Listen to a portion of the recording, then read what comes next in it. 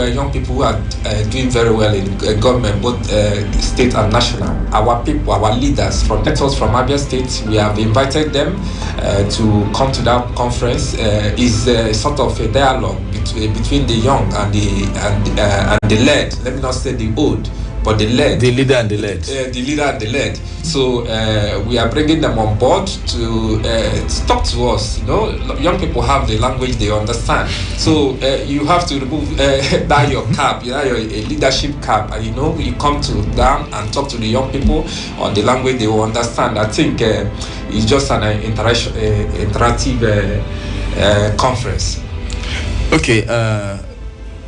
Now, what are the pressing issues concerning the youth that the conference will address? Is it just to mentor them into joining politics? Because we have some issues on young people in politics who have come out with allegations and scandals, and some of them resigned. I don't want to mention names, but we know most of these things affect young people. Issues of certificate scandal, money laundering, and all that. Are there other pressing issues you want to address through the conference? Yes, let me correct that impression of young people, fears of older people giving powers to the younger people. No, there are professionals, young people. They are engineers, they are medical doctors, they are traders doing well. Pretty well in our cycle. So we are qualified. Young people are qualified to aspire leadership from the federal level to the local government level. So we have competent hands who have done very well from the private sector, who are doing very well in the private sector, that want to come on board. So we must give them chance to contribute their own quota in the development of Abia State. And also the conference will go a long way to engage and bridge the gap. Like I earlier said, it will bridge the gap between the young people and the government. Gone are the days whereby you buy keke and pepper and give as an empowerment. Empowerment is not by, in fact, it has gone out of fashion. Well, people still give, even this year, this month, a lot of politicians empowered people with keke, motorcycles. The other day, in Zamfara State, a councillor gave charcoal and charcoal iron as empowerment. So, it's trending all over the social media. So can you imagine? we have to shift from that angle of empowering people with keke and pepper. It has gone out of passion. It's modern slavery. So we cannot afford from 2027 upwards. In fact, from now upwards, we'll start agitating. We don't need keke and pepper again. Coming from to this studio, I see numbers of keke and pepper. For crying land's sake, we cannot afford to have keke and pepper in our roads again in Abia State. We must start it from Abia State. I will lead that Assam delegation to agitate that no, our honorable members, our House of Representatives, senators, our leaders must not give us keke and pepper. Gone are the days you give us keke and pepper. We want to be part of decision making in the state. We must have to be empowered. Why don't you give people scholarships so that they will go abroad or even in Nigeria and study? And you engage them into governance. You are not planning for people to take over you. That is why you are not empowering them towards that angle. You are giving them keke and pepper. We say no to keke and pepper. The era of keke and pepper has gone. I don't want to mention names. I see a lot of people. Recently, there was empowerment of giving keke and what I don't understand. So the era of keke and pepper is gone. We will not accept that again. We must find other means to empower the young people. That is why we are doing this conference and say, come and interact to the young people and see what they need in this 21st century and engage them in a meaningful way. All right, we'll take a quick break because this issue of we don't want keke and pep, we have a lot to discuss on it. After this break, when we come back, please do not go away. We'll be right back.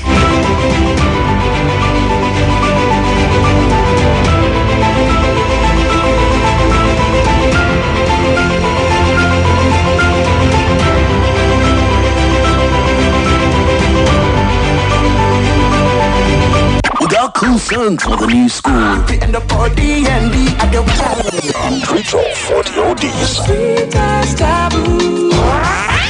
If you've got keys, we'll play whatever song you please. Spin 95.3 FM.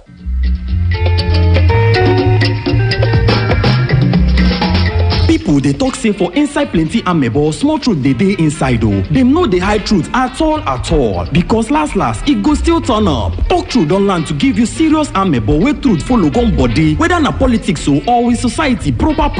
Talk true go the day live for your radio on Spin 95.3 FM every weekday from 3 p.m. go reach 4 p.m. Talk true, make the country better. Concern Bero Richeva, no be waiting to explain give no safety. Now for inside park every day play out. Spin 95.3 FM go they carry you for front seat as we go the enter inside park to check make matters wey concern bus stop, ticket palava, color, emblem and other wahalas. Whether na keke o, any kind motor, trailers or even okada. Plus you wey be the passenger or driver inside park go dey reach you every weekday from 4 p.m. For inside park, no dey park anyhow.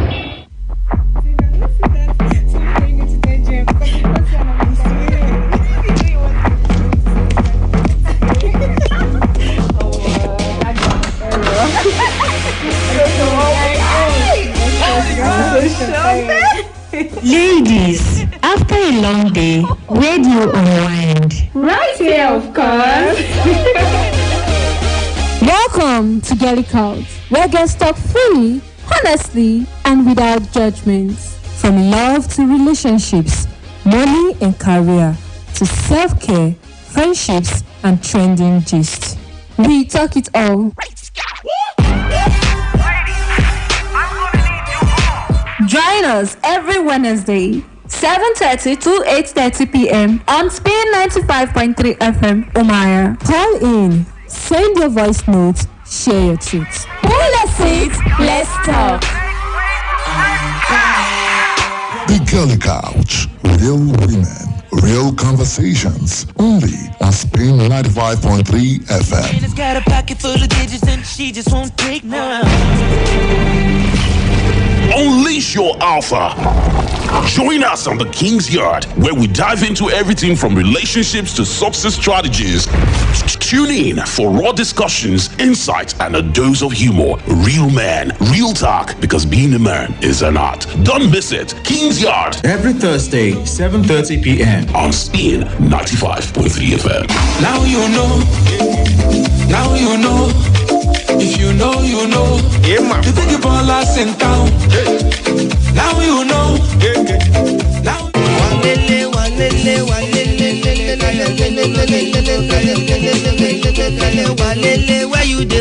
enjoy sports stories every weekday with Favor Pretty. Tune in to Sports Spin Mondays to Fridays by 8:30 a.m. Extra time Mondays to Thursdays by 5 p.m. 90 minutes and more on Saturdays 4 p.m. to 6 p.m. right here on Spin 95.3 FM.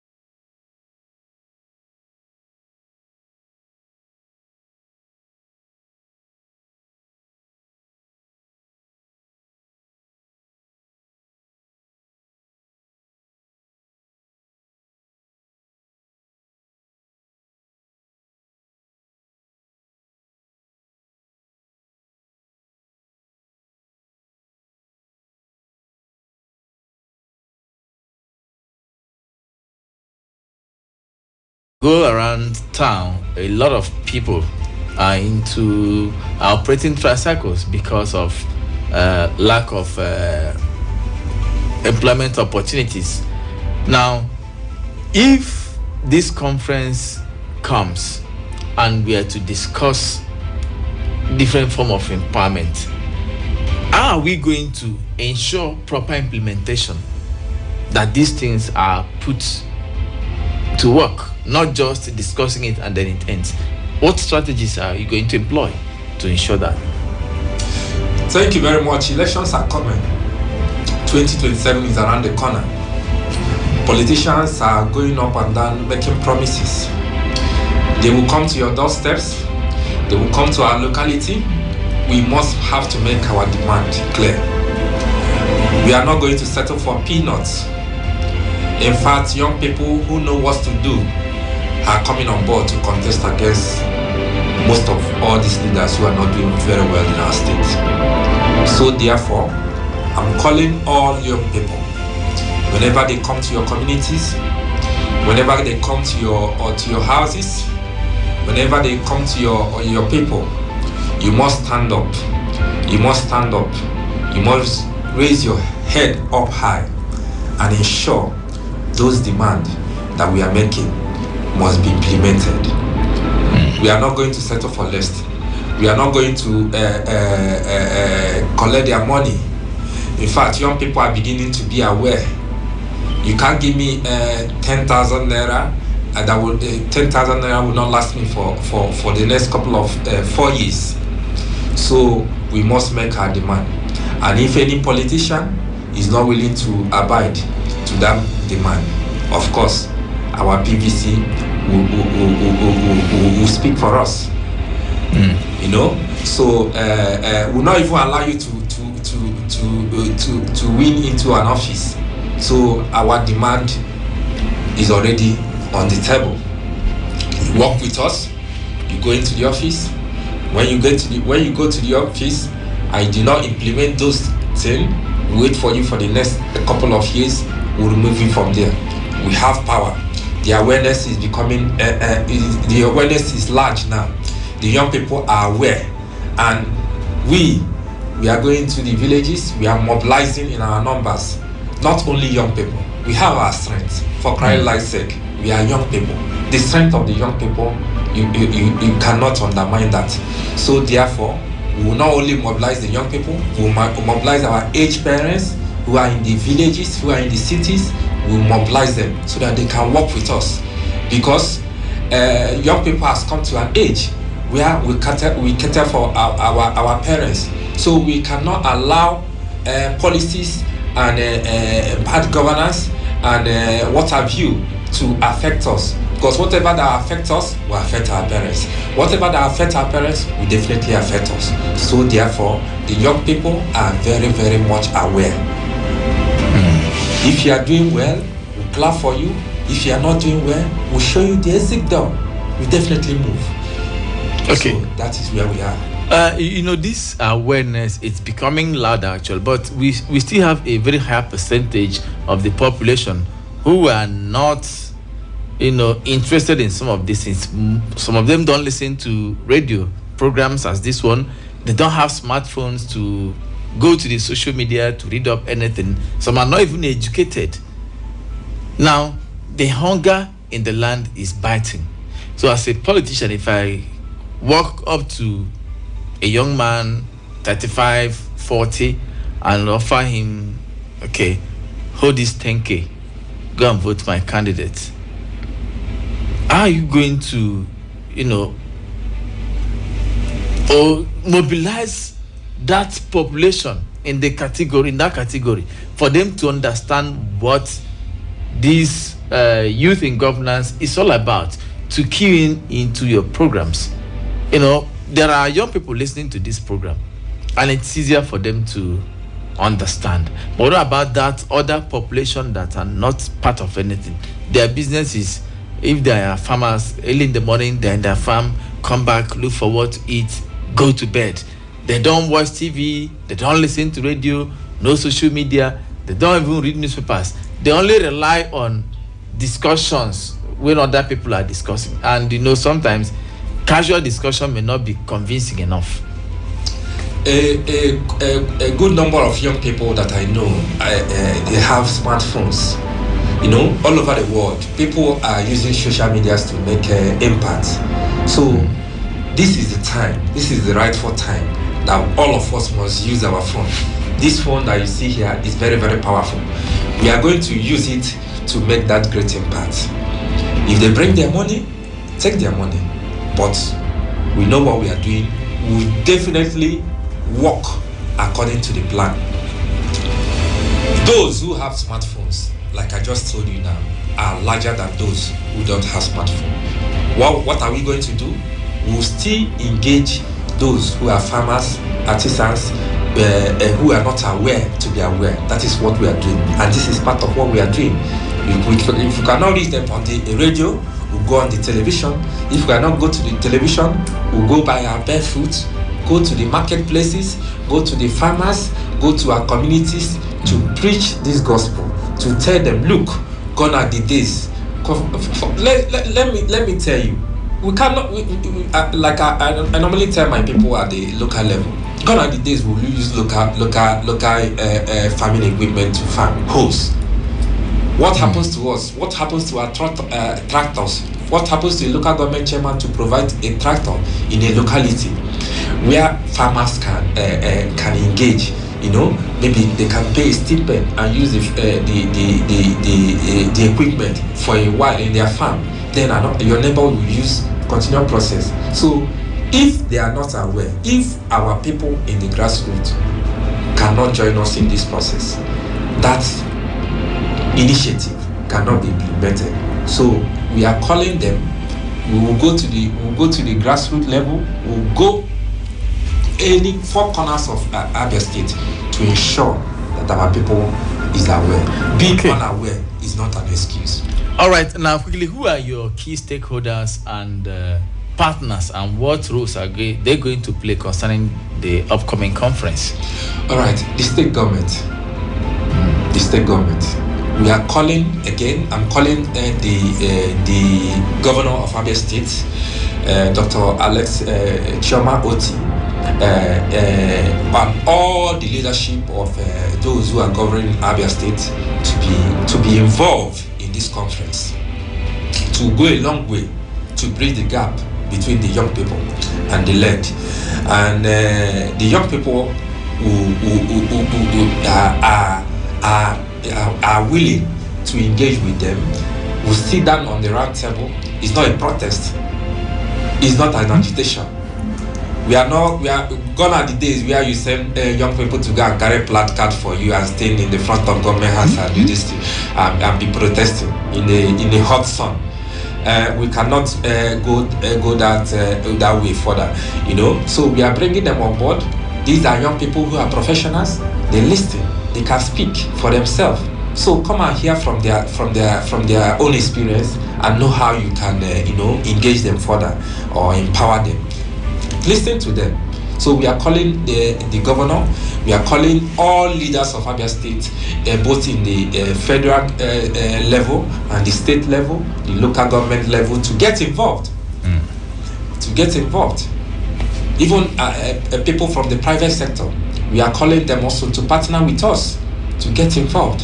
We have leaders who are doing very fine in the private sector. We are calling all of them to get involved, to come and support this initiative, this conference. Okay. Quickly, before I let you go, how are you going to measure the outcomes of this conference? All these things you've lined up, you tend to achieve. How are you going to know the results, if it has yielded the desired results? All right, we have a platform already. We have a platform, a website, a registration portal that we are calling all participants to go and register. And I can give you the website now, www.abiayouthgovernancconference2026.ng. We have feedbacks that are even coming up even before the conferences. We have a lot of them making demands, young people making demands the direction we should follow. So we know, you can see the conference has not been held. We are already getting feedback. So at the end of the conference, we are going to raise a communique, to where we outline our demands and also maybe pass a vote of confidence if there is need for that. So our demand will be spelled clearly in the communique, and also the feedbacks we are getting, I think, is encouraging. All right, thank you very much, Comrade Ikechukwu Norbert, for coming to expose this conference and what the initiatives you've lined up. We hope before the conference will take place proper, early April, we'll be here again. Let's talk deeper concerning the conference. All right, thank you very much. I really appreciate it. Okay, your parting words quickly before we go on a break. Abians, this is our time. The young people, this is our time. It is our responsibility. It is our future. So all our future is in our hands. We must come together in this conference to work with our leaders and ensure that our future is being protected. Thank you very much. All right, thank you. Let's go on a quick break. When we come back, we'll bring you other stories we have this morning. You've heard the voice of Comrade Ikechukwu Norbert, the Executive Director of Diamond Heart Initiative, the convener of Abia Youth in Governance Conference that will take place in April of 2026. We'll be right back. This is Chukwuemeka Igu on Hot Talk, Speed 95.3 FM.